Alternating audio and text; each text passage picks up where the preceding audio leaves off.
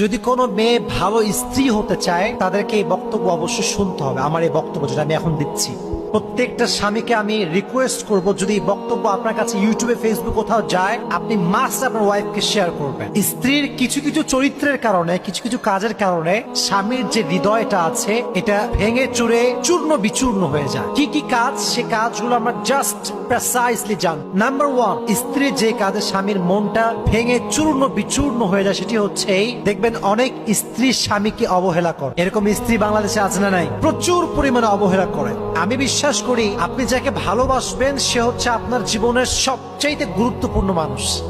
আর একজন ভালোবাসার মানুষ সব সহ্য করতে পারে, বাট ইগনোর এবং অবহেলা সহ্য করতে পারে না। ঠিক না বলো? আপনি স্ত্রী হয়ে আপনার স্বামীকে ইগনোর করতে পারবেন না। No, you can do that. You don't have the right to do that. আপনার সবচেয়ে প্রায়োরিটি লিস্টে ফার্স্ট যে নাম থাকবে সেটার নাম হচ্ছে আপনার হাজবেন্ড। প্রত্যেকটা বোনকে বলবো, স্বামীকে গুরুত্ব দেন। যেই মেয়ের স্বামী বেঁচে আছে তার জীবনে তার আত্মার দাম আছে, তার শরীরের দাম আছে, তার চরিত্রের দাম আছে, তার ব্যক্তিত্বের দাম আছে।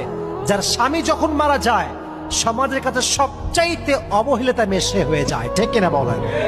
এসব বন্ধুকে বলবো, বোনরা আমার, দয়া করে মেহেরবানি করে স্বামীকে অবহেলা করবেন না। আল্লাহ আমাদের বোনদেরকে সেই তৌফিক দান করুক। সকলেই পড়া আমিন।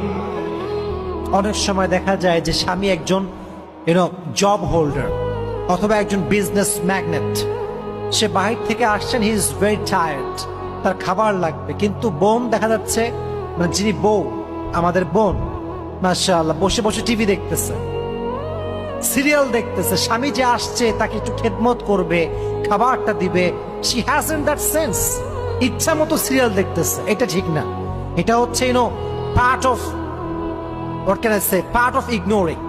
আপনি অবহেলা করছেন বিভিন্ন ওয়ে, তার মাঝে একটা ওয়ে যে আপনি টিভি দেখছেন আর আপনার হাজবেন্ড ক্লান্ত হয়ে বসে আছে, খাবার দাবার কিছু নাই, এটা ঠিক না। ইগনোর করতে পারবেন না। তাহলে এক নাম্বার যে কাজ স্বামীর মন ভাঙে এটা হচ্ছে অবহেলা। বলেন তো এটার নাম কি? মাশাআল্লাহ, অবহেলা।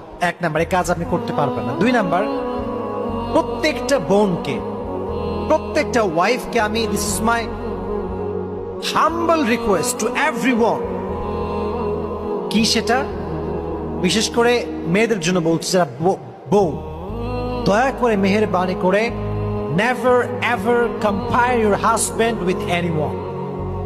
নিজের স্বামীকে কারোর সঙ্গে কোনো তুলনা করা যাবে না। অনেক মেয়ে আছে দেখবেন স্বামীকে বলে, আরে আমার বান্ধবীর স্বামীকে দেখো, সরকারি চাকরি করে, আইফোন কিনে দিয়েছে, লেহেঙ্গা কিনে দিয়েছে, দামি গাড়িতে করে ঘোরাচ্ছে, রেস্টুরেন্টে খাওয়াচ্ছেন। No, you can't compare your husband with anyone. আপনার স্বামী সবচেয়ে উত্তম স্বামী, সেরা স্বামী।